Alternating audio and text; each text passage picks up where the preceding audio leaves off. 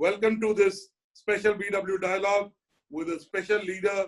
We've interacted with him in the past, and we have him here today again, Mr. Rahul Agarwal, who's the Managing Director and CEO of Lenovo in India. Rahul, welcome to a BW dialogue on leadership. We're glad that you could make time on a Monday. I know, unlike the last time I spoke to you, you were in your home, and today you're in your office in Bangalore. How does it feel to be back in office in Bangalore? What has changed? What is good? What is a little different? I guess change is good. Initially, the work at home was a good change, and now I'm quite happy to be back in office. However, the office is quite empty because we didn't ask people to come. We just wanted to check the sentiment and the emotion. It's quite empty, so I have a lot of space around me. COVID has created a lot of space around you. I want to ask you, do you still believe you need a physical office and you need such a large office that you have? Going forward, corporate leaders like you, will they feel the need to give up some of their office space? Because if TCS can say 50% of our workforce can work from home for the next 1-2 years, then possibly there is a merit in working from home in a long-term normal situation. See, we were anyway 50% there because our 45% of our employees are 50% are sales employees, and they don't really have to come to office other than the Monday or maybe second half of Friday. And for the balance, I think we need 30% less space. And I think that is going to happen to a lot of white collar industries. People have got the taste of working out of home. People have got a taste of not being, on Indian roads, which is chaos and noise and stress. I think it's going to be very difficult to wean people off that. And I think in the larger scheme of things, it's a good thing. It will require a different management style, though, but I think we will get there. And were the roads empty today? Relatively empty. Yeah, absolutely. I took 10 minutes for 7 kilometers. Normally you take 35-40 minutes, right? No, actually, for me, it's not that bad. Morning is 20. So, it was half the time. Yeah, because there's no red light on my path. So, otherwise, yes, it's uh, maybe it's taking 1/3 the time normally. Thank you, Rahul. Rahul, you're in a technology space. You're a leading technology space. We talk of digital becoming the primary way of doing business. Digital means it needs devices. And if you got to look at a screen, you will possibly look at a big screen. So do you see in the next quarter, the quarter after that, Lenovo's future is better than what it has been pre-COVID? And tell us how the last 2 months have been. We are still figuring that out. I think in the long term, it's a good thing, especially in a country like India where PC penetration has been very low, even compared to other similar countries like Brazil or Malaysia. Our PC penetration has been so low that it's baffled everyone. For example, China market is 7 times that of India, 7 times, with a now similar population. Whereas smartphone actually really took the headway, and to an extent, I think part of the PC market was eaten up by the smartphone market. Now, of course, we play in the smartphone market, but we are a much bigger player in PCs. Now, I believe that PC as a category will become more relevant. All our surveys told us that people want to spend money to upgrade their two-wheeler, to buy a bigger smart TV, to buy a more faster smartphone, even though it's just 12 or 18-month old, and PC was not getting the priority. With this now, PC, I think, is back into the reckoning in the minds of a family man, if I may say, especially with people who have children who are going to school in classes between 5th and 12th. Secondly, India was always a one PC household. If you have 2 children, and especially it's about segments that have the affordability, now you are saying that no, you need 2 PCs. So in the long term, I think this is important. and more things will be done through PC. So as a category, this is good news. However, we are still uh, uh, kind of working out what is the impact for this financial year.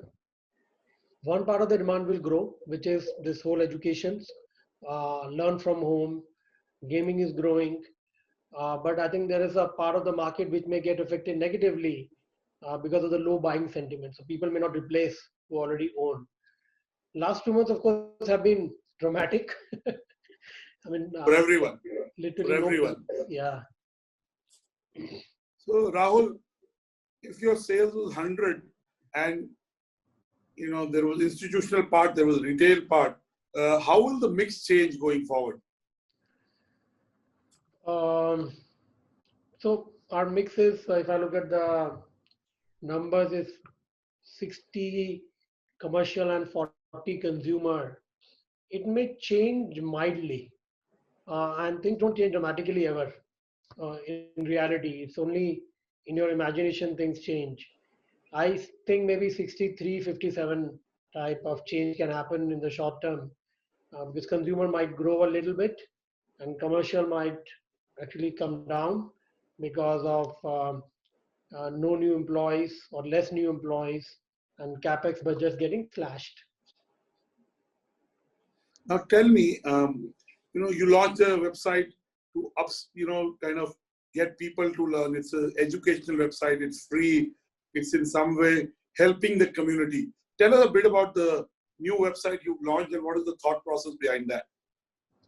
So it's called Smarter Ed, and I think it's what you typically called you call thought leadership and brand leadership, where the objective is not a commercial objective, but to really spread a larger message, to make sure your brand ethos, your brand personality comes alive, and you also give a message to the market that, hey, here's a organization and a brand with sometimes larger objective, not to paint a saintly image, but I think to go beyond just the transactions.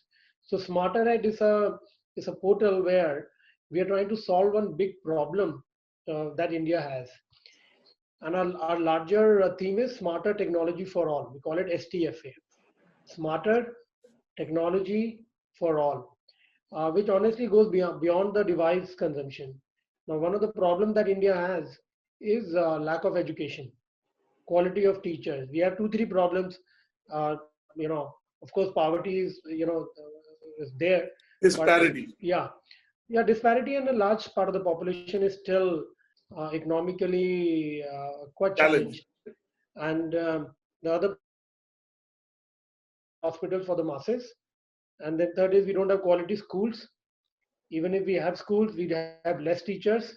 Even if we have teachers, the quality of the teacher is extremely low. I'm talking about again, for the larger part of the population. We have a shortage of 1 million teachers in India, just if you look at the quantity.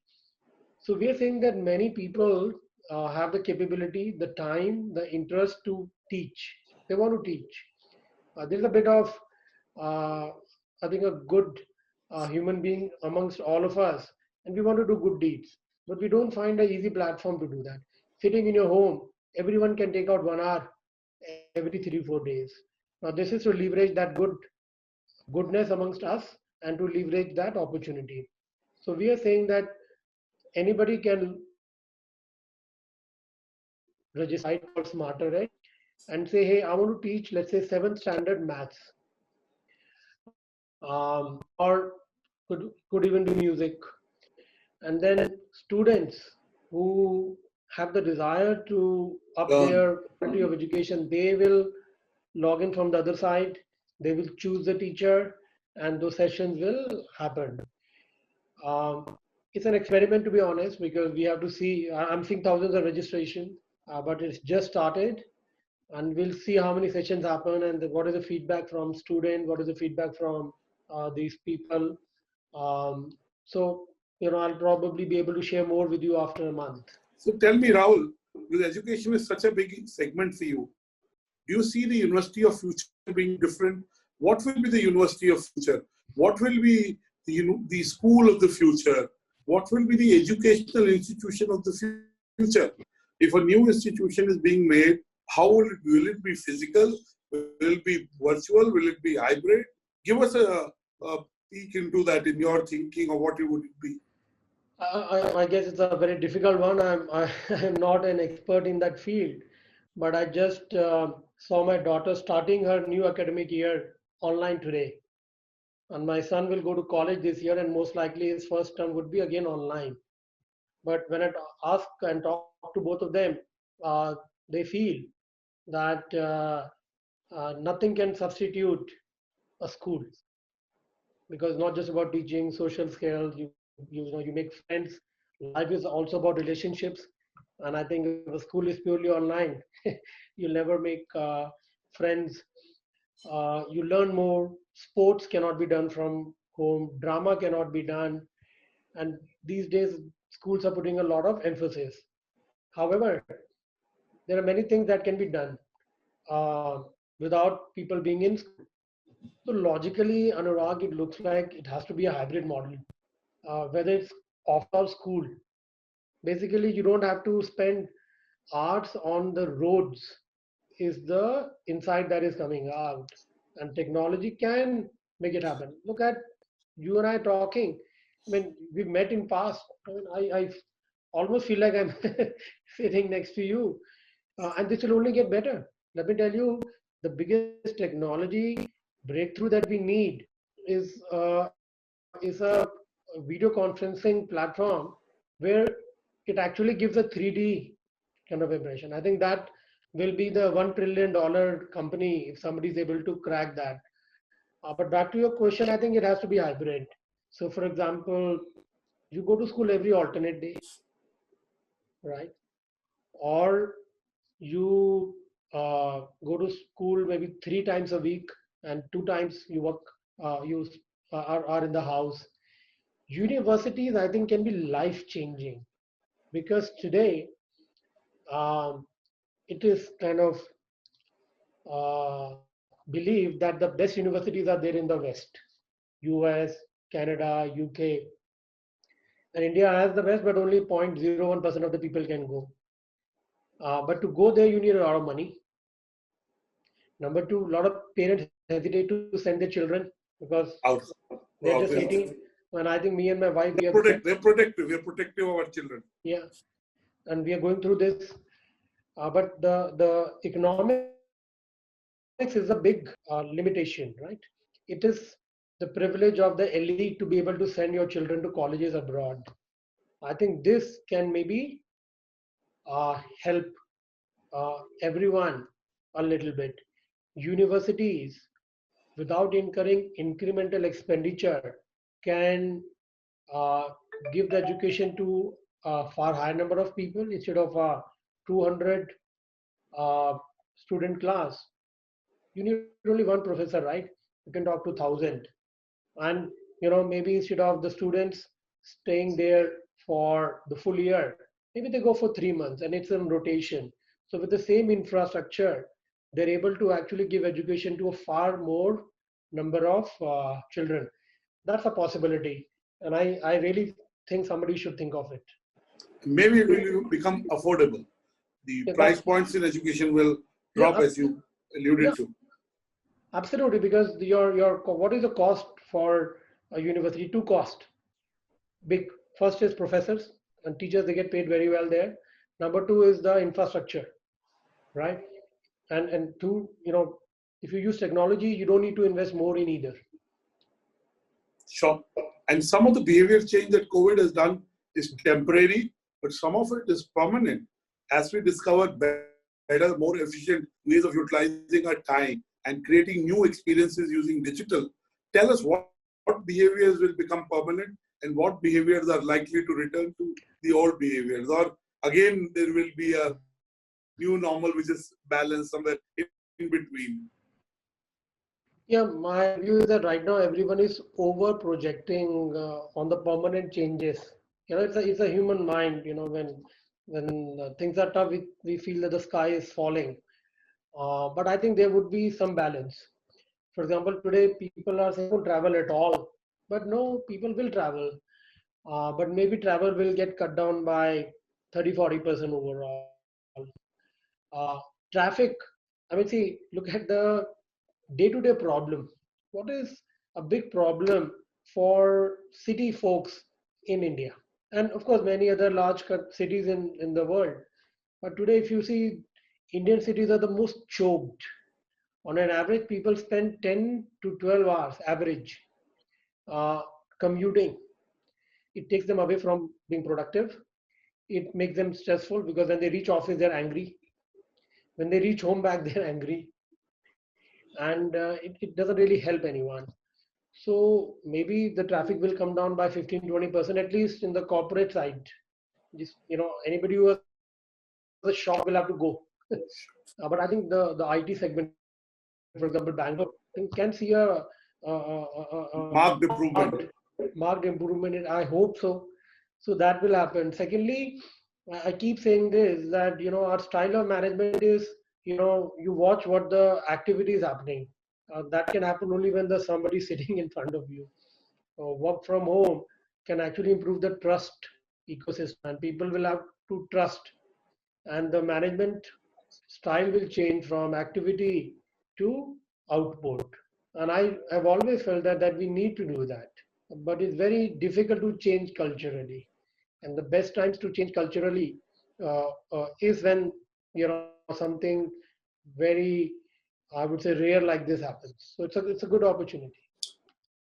Now coming to leadership. When I talked to you last time, I enjoyed that, and one of the things I saw that you said what needed to be said without toning it down, without being diplomatic. You said it with balance, but you said what you had to say. Tell us, what are the traits of a good leader, and what is your own leadership style, and what is the kind of leadership you see all around you? I guess leadership is something you're always learning. So nobody can say, "Hey, I've become now a good leader," because to me, I've learning that leadership is also about not doing so many things that a leader thinks she or he should do. Um, so my so therefore I can't say, "Hey, I know how to do it." I feel that the best way to learn leadership is to make sure that your team is able to give you honest feedback, because you will make mistakes, and most of the time you will not realize you made a mistake. The best way to learn is when you know you made a mistake, and that can come from people around you. Second is to be real, not to be phony. Don't say anything just for the sake of it. People will see through it, and then your credibility will be lost forever. You have to have harsh conversations, but you have to have genuine empathy. People like to work not for organizations, but for people. Um, and if you really take care of them, you have genuine empathy, then they will want to work for you.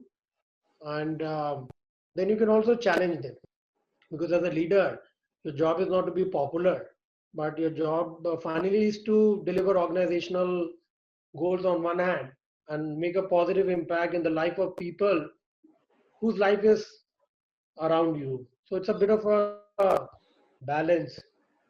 Um, when I see leadership around me, I think I see a lot of people not open to feedback and not comfortable with criticism. And most leaders end up having a very high opinion about themselves because they create networks where only the positive comes out. It's like an echo chamber. Yeah, It's like a, you scratch my back, I scratch your back, and it kind of goes on. yeah, and of course, so it's quite. Also, success does not let them go into themselves. Only in times like these, when we have COVID, when we have a situation that we are forced to go within and think of what needs to be done differently. And that's where we discover aspects that was possibly don't serve us anymore. So tell us, what kind of personal transformation that happened in the last 60 days? What are things that you added on to your thinking and to your style of working? So first, I think I told you last time also. Uh, I think a leader needs to ensure that there is thinking time versus doing time. In normal time, we are all kind of running in a rut. Kind of, even thinking becomes a process. I think true original thinking happens when you haven't planned to think and there is time. Beautiful. That is one thing. Second is you need to do less number of meetings. I'm known to be somebody who does a lot of reviews and meetings, and I would always justify. So I realized that you can cut down 25%. Um, Especially reviews. Just look at the metrics. Ask somebody to give you a dashboard, and it can be done in 5 minutes instead of 60 minutes. Especially we Indians, we tend to talk a lot, right? Third is, I think, again, there's no need to add a lot of value. Just listen, speak less, and nothing in the world will be lost. I think these are some of the things. Last is we always keep talking about new ideas and innovation. And Lenovo, we said, is one of the seven values, but we don't see too much of ideas happening here. But now, last 60 days, we've driven it as a process. So we have 45, we have about 15 major ideas and 45 kind of other ideas that we are pursuing. Because Wow. because we had the time and we said COVID-19 should make us think a little different. Right. So that realization is that ideas will not happen because people are just thinking of something will just come to them. You have to push people to think of ideas. Right. I also want to beautifully said, and I can implement, I can see the questions coming. We already have about 8 questions and we'll come to them. I want to ask you one more thing. You know, when you look around you and you see people innovating, individuals innovating, companies innovating, institutions innovating, what are 2, 3 things that you saw and said, wish I had thought of them and implemented them in my work? Can you give us an example of 2, 3 things that you saw around you, other people doing it, and said, we should have thought of that? See, look at Swiggy. They had thousands of people who didn't have any delivery to make, and overnight they made those people deliver groceries. Right. They solved a problem, customer problem, because people were falling short of groceries, and they made money, and the folks were employed and busy. Now we have also have thousands of our salespeople, but they are doing nothing because Right. the stores are closed. Now we spend a lot of time. We are spending a lot of time making them get trained even better for our products. But I feel Mm-hmm. that we could have done something about that.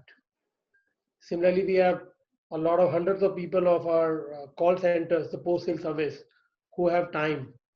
So we have, if I were to just uh, kind of summarize it, we have almost 15,000 hours of people's time every day, which we tried, but we could not think of very effective ways to use.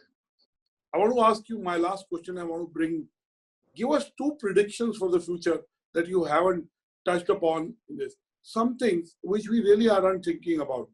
You know, they could be positive, negative, it doesn't matter. I think this is again, you have a knack of asking very difficult questions, and I'm usually not very keen to predict because it's so easy to predict. Because today you cannot say, Rahul, you're wrong, Right. I right? don't know.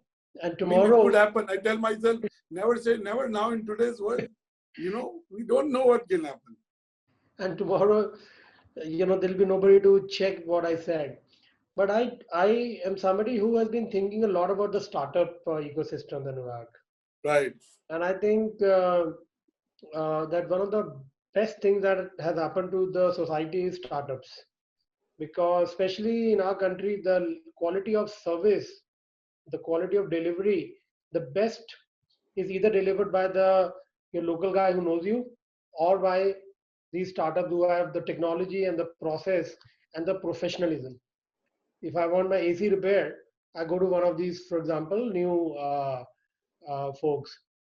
Or if you look at education, the work done by these education providers is world class.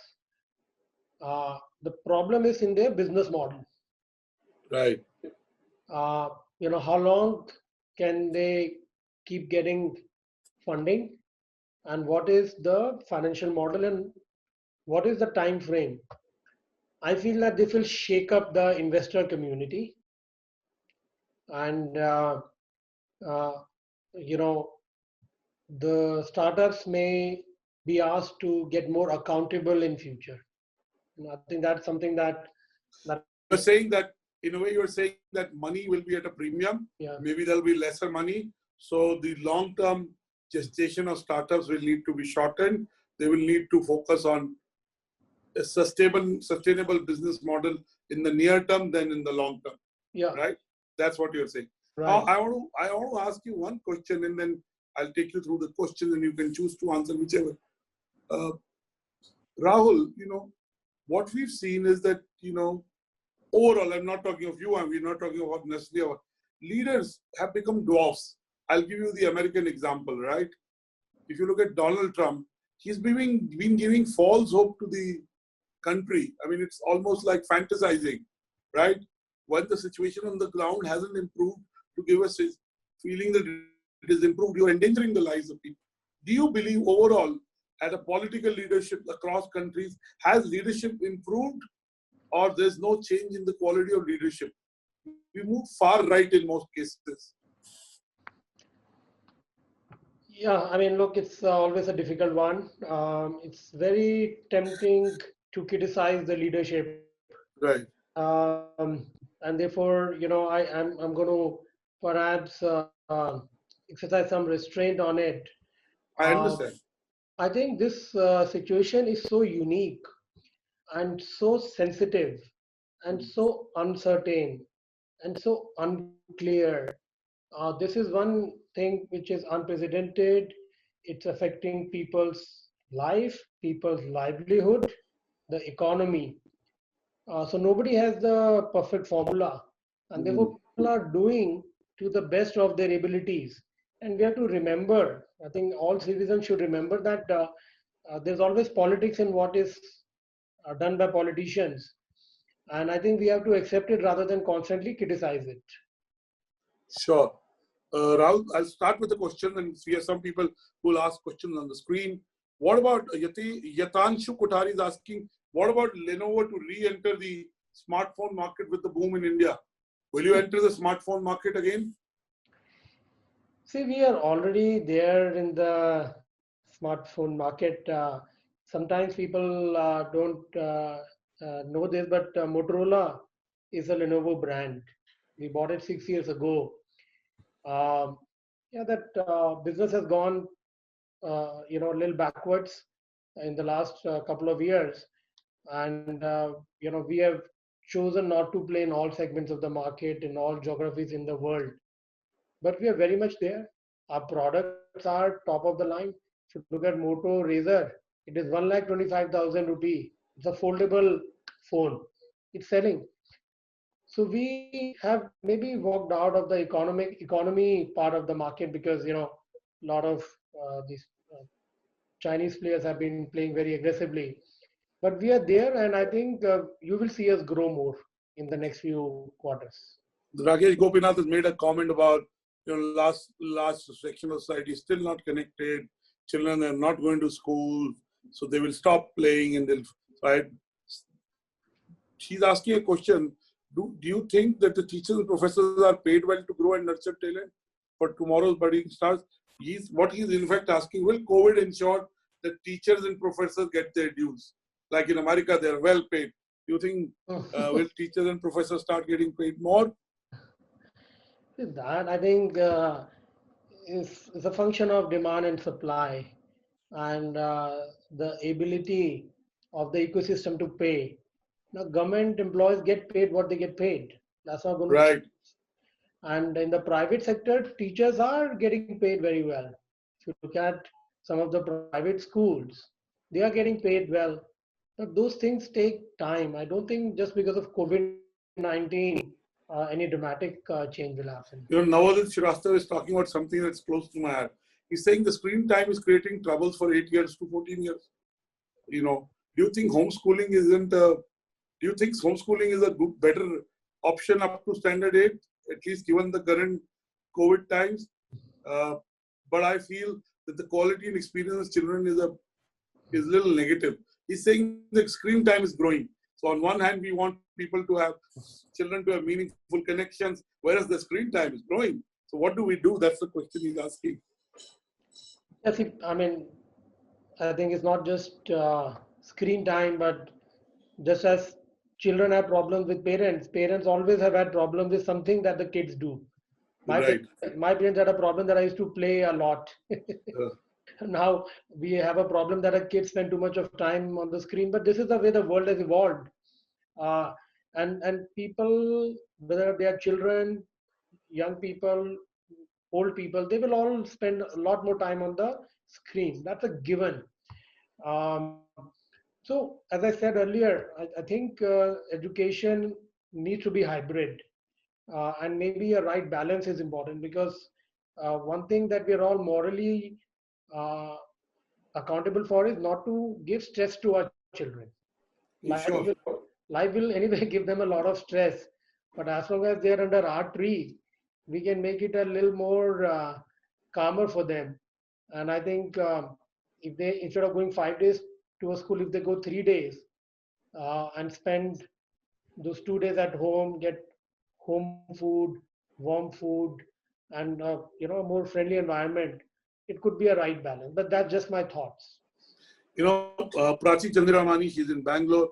She's asking, is Lenovo planning to come up with kid-friendly laptop with feature like eye-friendly screens, only education material gets downloaded and nothing else? Parents should have full control or usage of laptops by kids. Prachi, kids are smarter than the parents. You keep locking, they'll find a way to unlock it. Yeah, I promise you that. absolutely.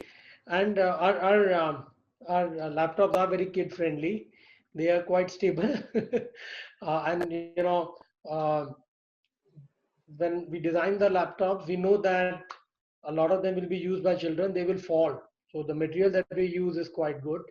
Number two, about downloading only education and all, I think there are enough softwares that are available, and we should, all parents should use, because internet is also a dangerous place, and we use it at home, and they're very effective softwares. So Mansoor Lari is asking, what are your outreach initiatives for higher education and technology institution? Does Lenovo have any initiatives to partner and support institutions? Yeah, so firstly, I think that segment has always been a big segment for us. And there are a lot of institutions that have been buying Lenovo products for years and years. So in a way, we have partnerships with them. Now, one idea that came up in the last 60 days is, can we become technology partners to some of the colleges and sign up a long-term deal where we go beyond just providing the equipment, but maybe help them set up labs. Maybe we a lot of the education providers are our partners. So can we bring them together? Can we have customized syllabus? So I think those are things that are in the early stages of work. But you're absolutely right that there needs to be more strategic level relationship between us and the and them. Subir Sinha, who's the HR head, top 3 characteristics that the leader should demonstrate during the crisis like COVID. I think he's already shared, but Rahul, you can take the top 3 leadership traits. Yeah, I don't think there's anything called top 3, because I think any leader has to be on her toes all the time. You're watched, and you're very prone to mistakes because of the role that leader plays. The mistakes also happen a lot. So this is a simple. I mean, I'm just using the basics. Be calm. Um, you got to be authentic. Again, it's a very loose word, but be genuine. Don't be phony. Uh, say what's there in your mind, and if you're going through some very negative thought, maybe there's no need to be too communicative, but just let it settle down. And you got to think of all the stakeholders around you.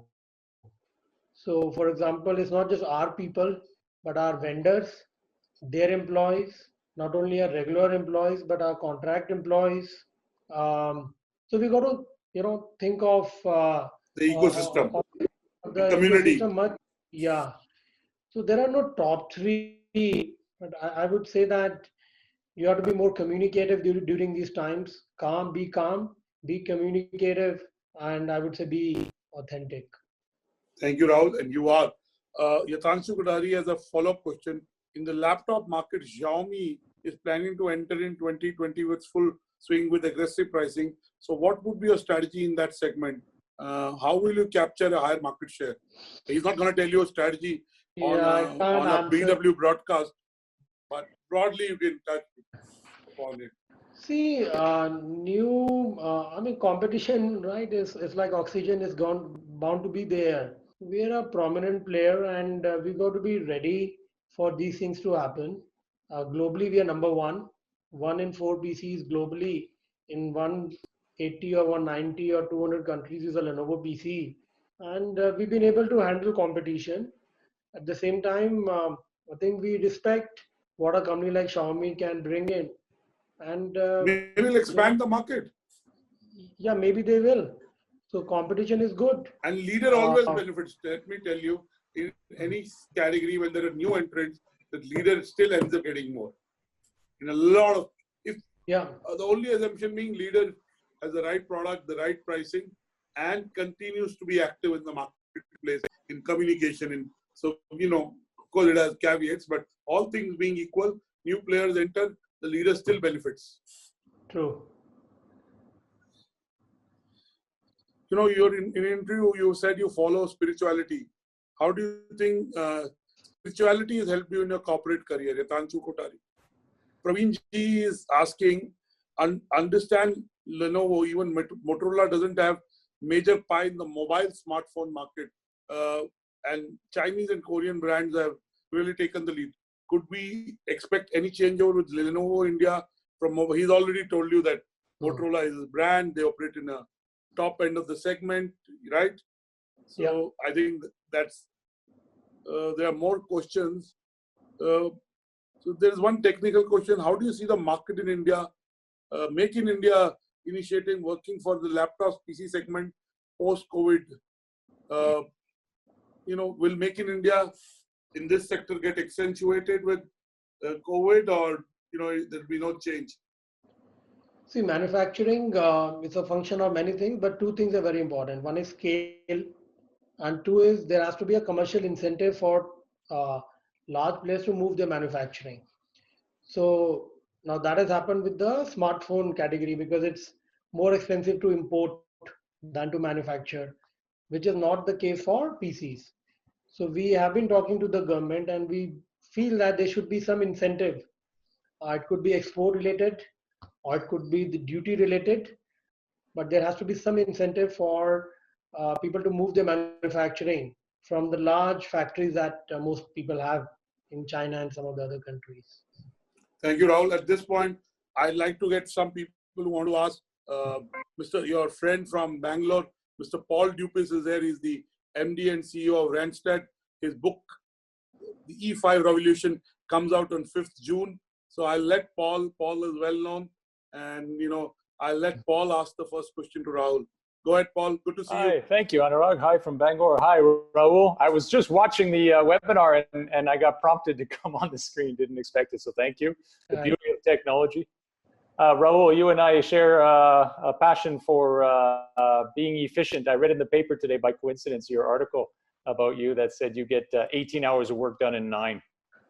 I think you and I have a very similar mantra. Tell me, in this work from home, this new world that we're in right now, what are you doing differently? What have you added to your daily routine that you want to keep doing in the world post-COVID? So see, right now there's a lot of connect with employee calls. Usually I have a call with my direct reportees once in 15 days, but now I'm having a 2-hour call twice a week. And a lot of things get get discussed. Number two, I'm doing a lot of roundtables. Typically, a roundtable is difficult to organize. I have to travel, and then whether employees are in the office free or not.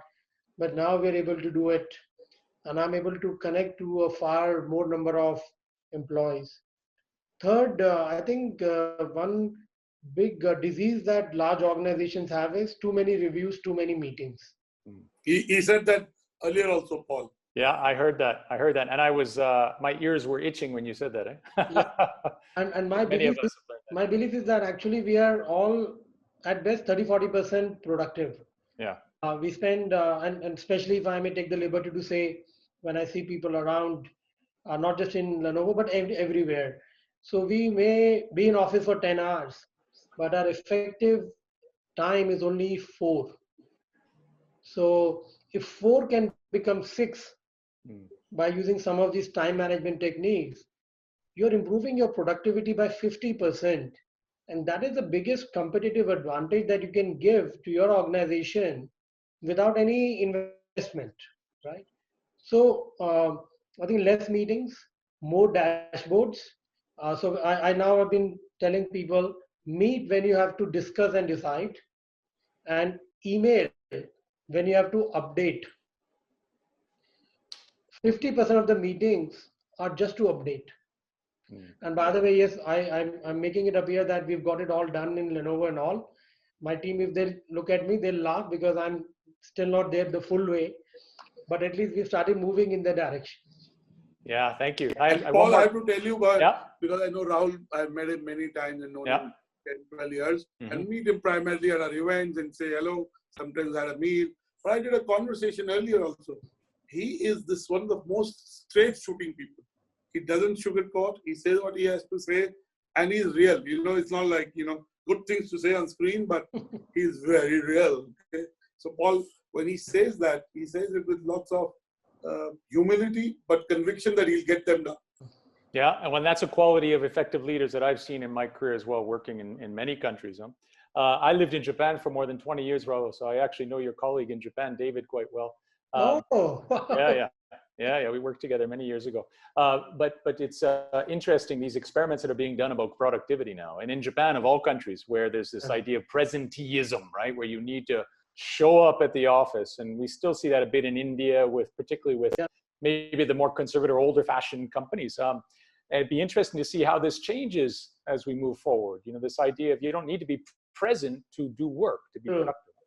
True. Brilliant. And by the way, both of you share the passion for sports and physical workout. Of course, Paul is a Canadian, though his wife is Japanese. He's climbed the Mount Fuji, and he goes for his annual ice hockey. This is his 4th year in India. He goes to Leh Ladakh to play ice hockey. So he is very physically active, and he'll be an author soon. And Rahul will be happy when we launch.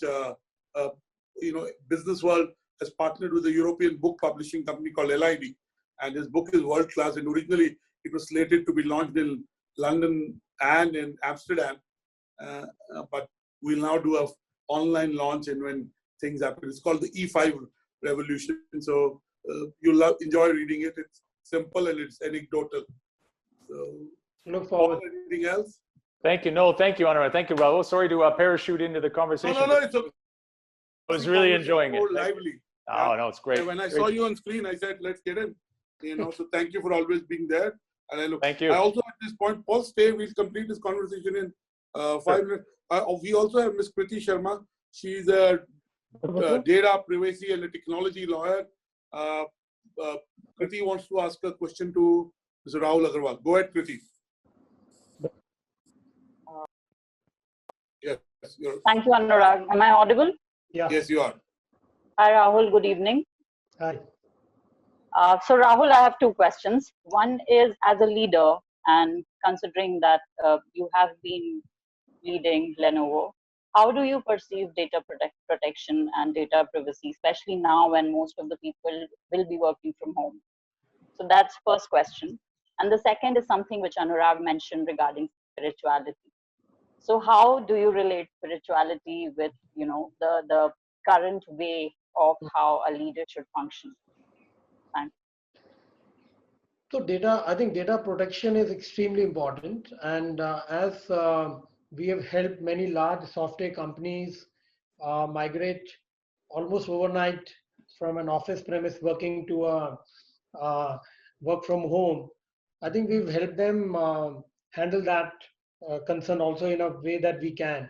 For example, our VDI uh, offering that we have, securities inbuilt.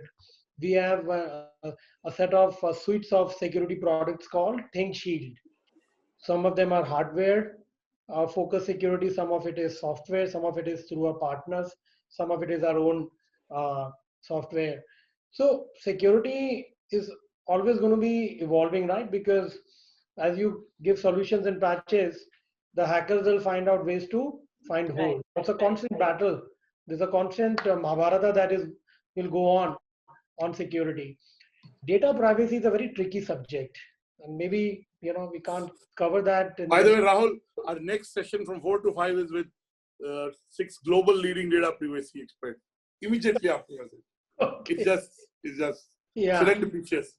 So I think I will not even qualify to be an audience in that session. So see, data privacy, I think, is a lot of fear, um, and people are always paranoid about it. Right. Uh, but I still don't think that it gets as misused as people make it out to be. So we have to be very clear. What if somebody wants to know my name and my address? I'm okay anyway. My name is on the ROC list. People send me all kind of letters. So what privacy do I have? As a MD of this company. But if somebody knows my credit card number and CVV number, that's an issue. So it's all about getting into the details, and maybe I'm not qualified enough to do that. Your second question, spirituality again is very difficult to define these things. Things like leadership, spirituality. So what is spirituality in my mind? It's mindfulness.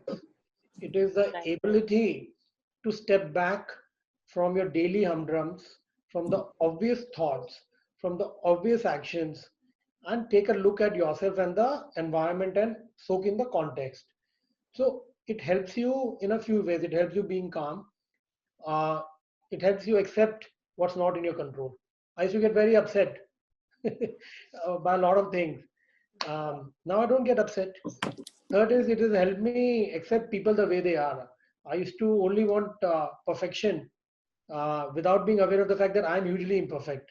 But now I accept people the way they are with the good and the bad.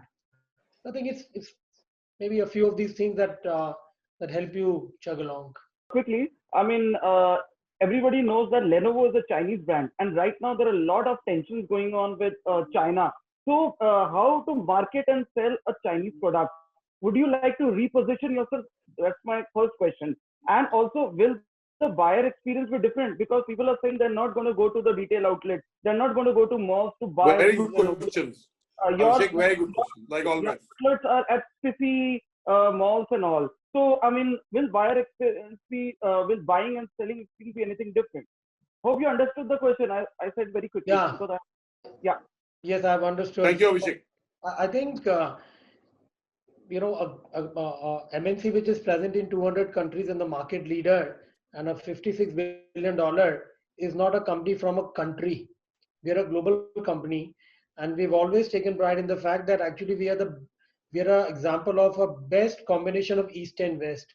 Our global headquarters, actually there are more senior folks who sit out of Raleigh, US, East Coast, than out of Beijing.